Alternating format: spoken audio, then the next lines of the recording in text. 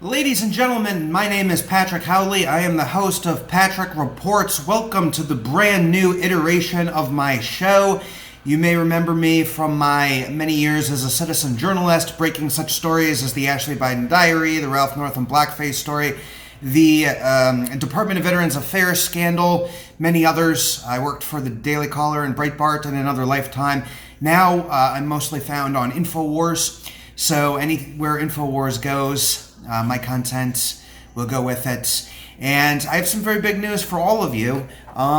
We are here in Washington, D.C. I have assembled a small team for PatrickReports.com, and we are going to be providing citizen journalism up on Capitol Hill and helping the new administration to make America great again. I figure with all my years in the game, very few people know as much about Washington, D.C. as I do, so I have a responsibility to help the people and to help the swamp get drained here in the nation's capital, because there's so much swamp to drain. And in fact, folks, the swamp is striking back after President Donald Trump's landslide historic victory. We will get to that in just a second. First of all, we would like to say from the entire Patrick Reports family here, so long to Ellen DeGeneres. Ellen DeGeneres has left America, actually. The left-wing former talk show host is an expatriate now since President Donald Trump won. She has moved to England with her lesbian partner, Portia de Rossi.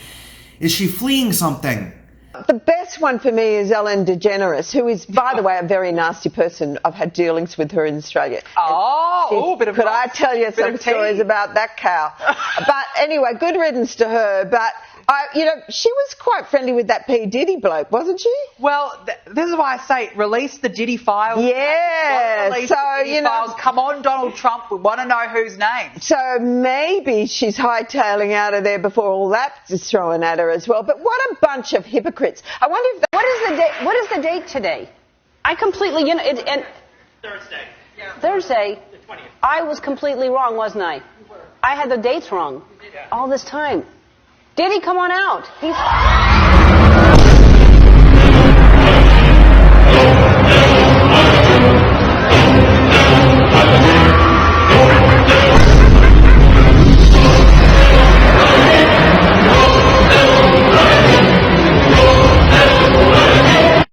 Very fascinating, very fascinating. If you might see a whole lot more celebrities fleeing the United States of America as we find out a little bit more about what was going on with that whole freak-out party situation.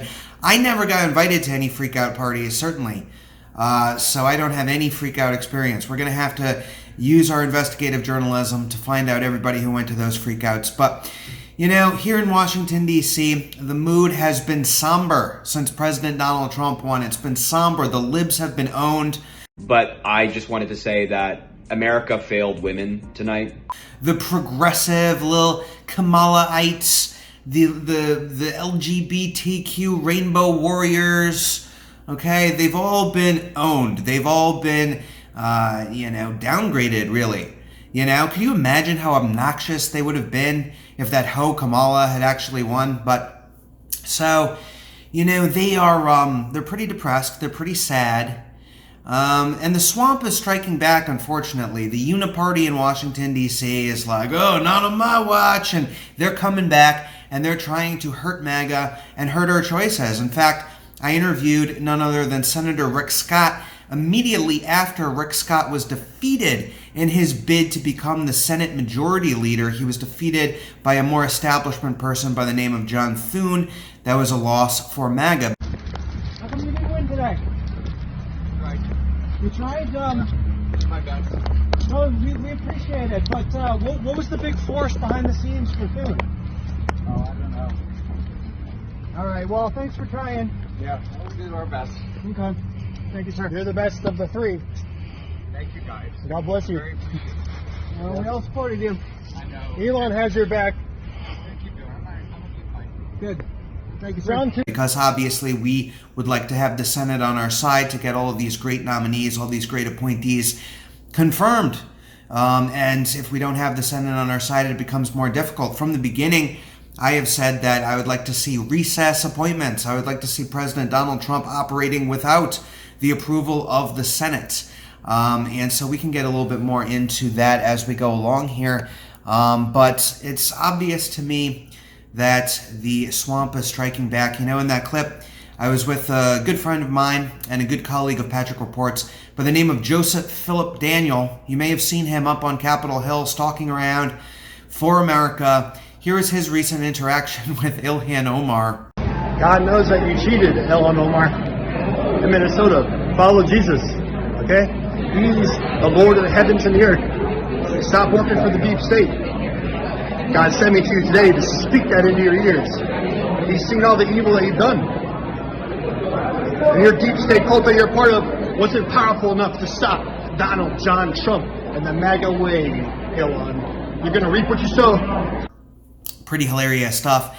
So the great Matt Gaetz, the ringleader of chaos, the P.T. Barnum of Congress, the great Matt Gaetz, who has inspired all of us with his shenanigans. And I don't care if it takes every second of our time and every ounce of our energy. We either get this government back on our side or we defund and get rid of, abolish the FBI, CDC, ATF, DOJ, every last one of them, if they do not come to heel.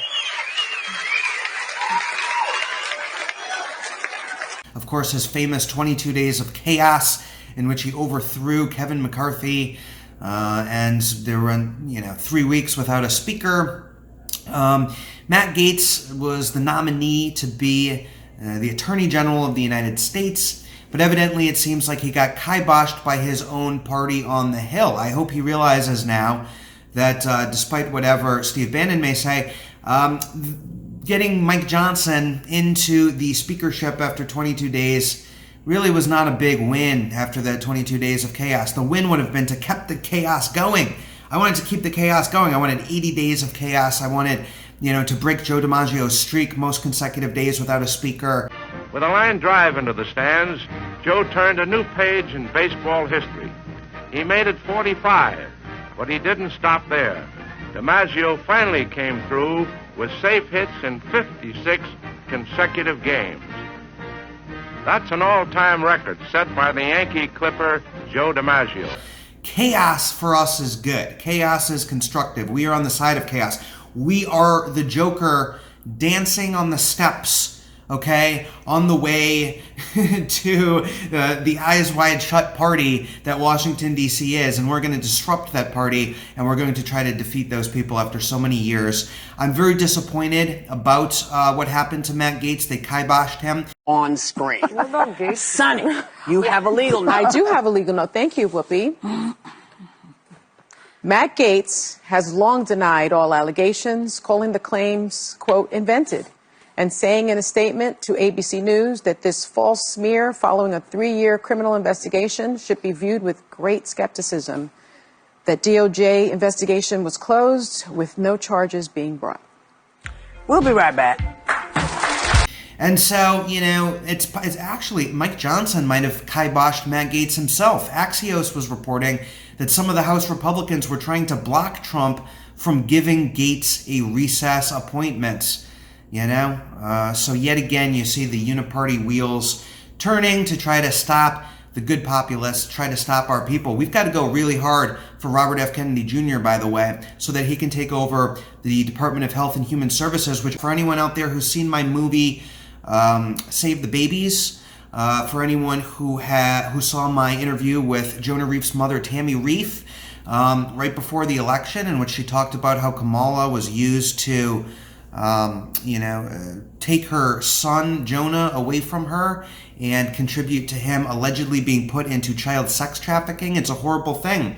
We want to reform Child Protective Services. If we have somebody like Robert F. Kennedy Jr., obviously that would be a big, huge win for us in our bid to try to stop mass child sex trafficking.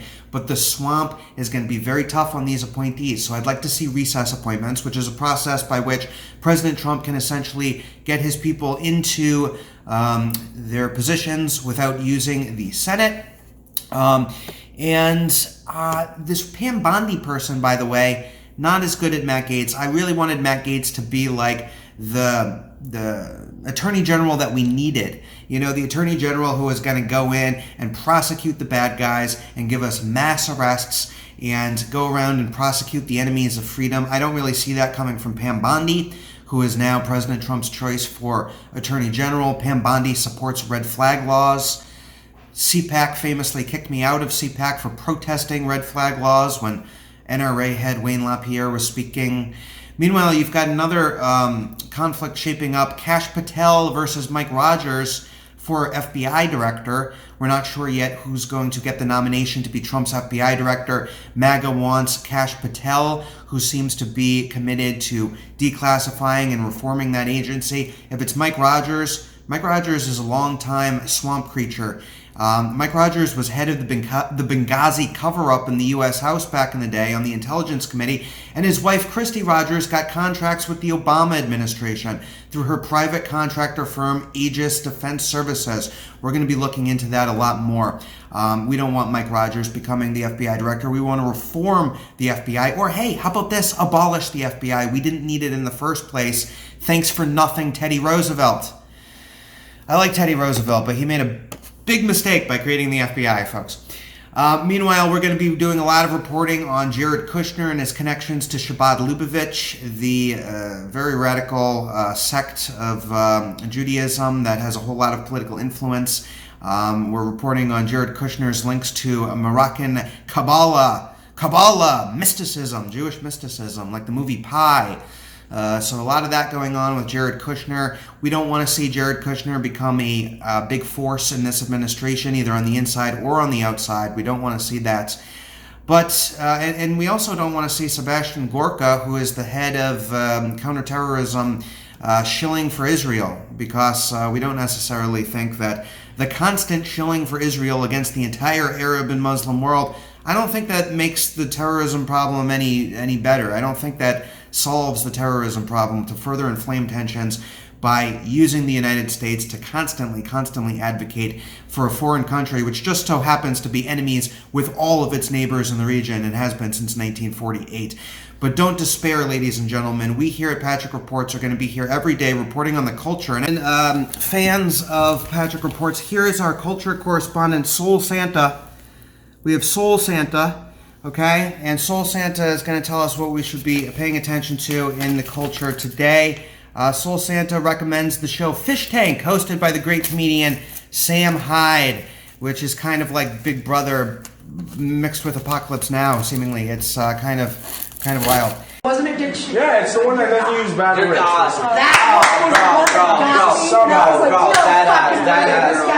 How are y'all doing?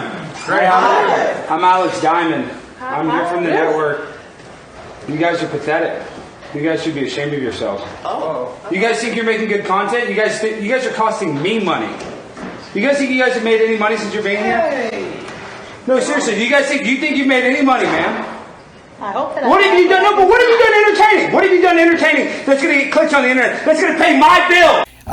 So, ladies and gentlemen, thank you so much. Soul Santa, by the way. Hey, this is the new Santa. Okay, it's not a whitewashed Santa. It's not a colonial Santa. Santa, did you vote for Kamala Harris by any chance? You didn't? What do you think of Kamala Harris, Soul Santa?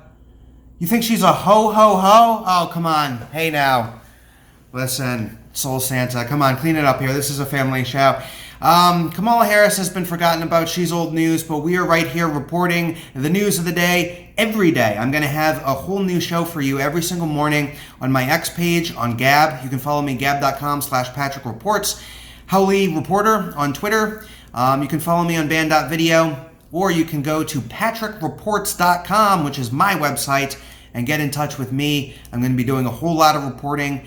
I've been through the ringer, especially after reporting the Ashley Biden diary, but, I have a great opportunity. Thank you to InfoWars. Thank you to everybody out there who reads my content and watches this stuff. I'm going to have a whole lot of content for you. I'm going to try to make you proud as a citizen journalist up on the Hill. This is our time. This is our moment. So let's get her done. As a great man named Larry the Cable Guy said, I will see you tomorrow, ladies and gentlemen. PatrickReports.com.